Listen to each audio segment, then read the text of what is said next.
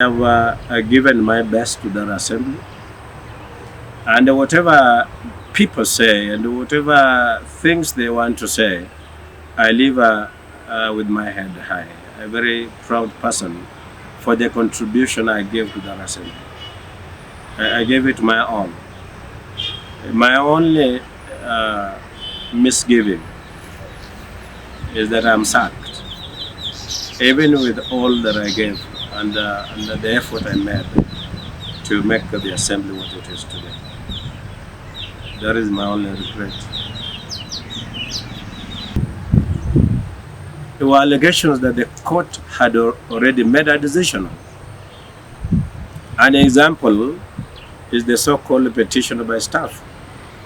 I was actually sent on compulsory leave on that petition, and the court threw it out, and the court stated that the compulsory leave was given unilaterally and without requisite jurisdiction.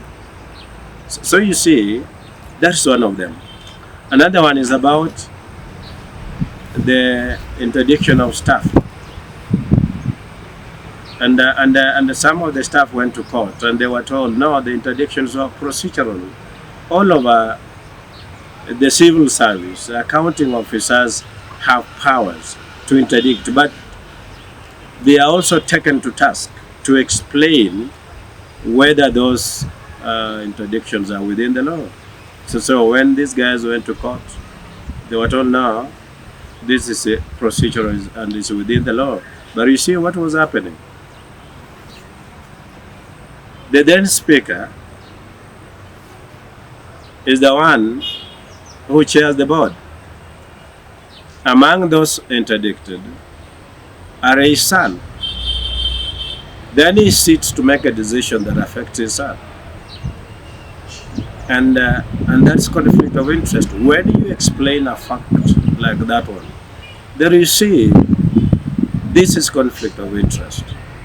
Then they say this person is rude, it does not obey the board. So my frustration has been that you are led by people who do not appreciate the procedure, people who do not appreciate the law, people who do not appreciate policy. And that is where we have the most difficult problem, so that at all times you are like you must do what we are telling you. You must do what we are telling you, and you know it is wrong, but people want you to do what is wrong. So some of the things that I have seen in that assembly, and I must tell you honestly that I dedicated my life to giving this assembly the best that I could.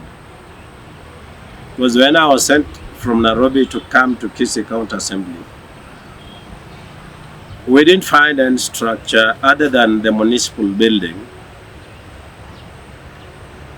And at the back there, what you would see were overgrown grasses, and you would see junks of old vehicles, and you would see tree stumps and overgrown grass, and we were tiptoeing to the toilet.